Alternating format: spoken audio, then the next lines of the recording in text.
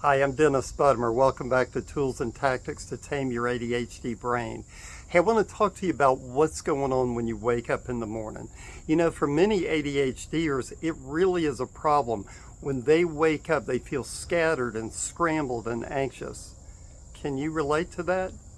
Well, if you can, there's a very good reason for it. One, you could be in a dopamine deficit. So when you wake up, your mind is literally kind of scrambled, and the executive functions, the planning, the focus, and all are offline. And it's taken a minute for your brain to really kind of get going. And I think you can probably relate to that. And two is anxiety. Anxiety, anticipatory anxiety. You probably already know what I mean by that. You're anticipating, there's something I got to catch up on. I don't even know what it is. And what am I supposed to do today? And it can feel like about 70,000 thoughts going through your head at one time. So that's a big thing in itself. And then there are sleep issues. You know, maybe you had poor sleep.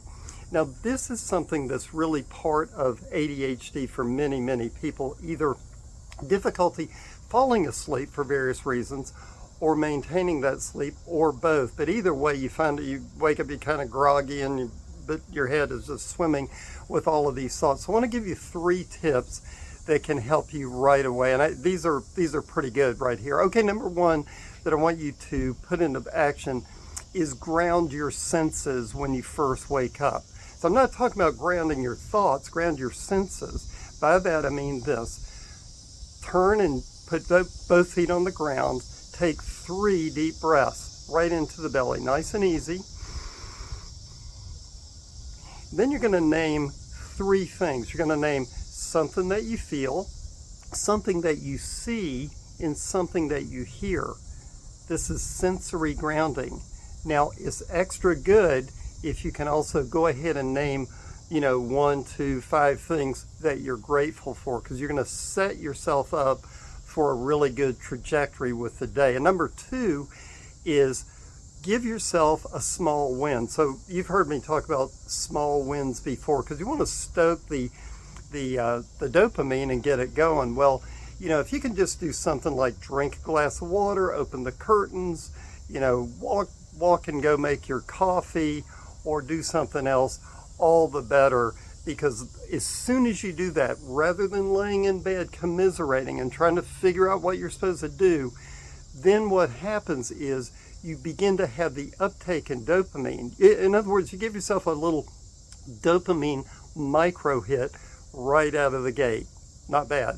All right, number 3 is get moving. Now, I don't mean, you have to run to the gym or something like that. You can if you want. But here what I'm talking about is more like for about 90 seconds, just get up and start moving. You go down or go and you make your coffee, you turn on some lights. If you're going to do any journaling or something like that, you go ahead and do that. Now, here's something really important in all 3. Notice that I did not say reach for the phone, because if you reach for the phone right away, what happens? You get caught up in all the external noise. And let's face it, you already have enough noise in your head to start with. Who needs all this external noise that's coming from, emails and news and certainly social media? All that starts swimming around. So you want to give yourself the best possible opportunity to start off and have a really good takeoff without being inundated with all of the stuff. So, I don't want you to feel alone, that's for certain, because this is widespread what I've said about waking up a certain way. But you can gain control of that right away. And I want to give you a lot of encouragement to go ahead and put those things right into practice as soon as you wake up next time, okay? And if you like this, go ahead and hit like, subscribe if you wish. Pass it along to someone else who has a hard time getting going in the morning with their ADHD. Wishing you all the best, and I'll see you next time. And as always, I'm betting on you.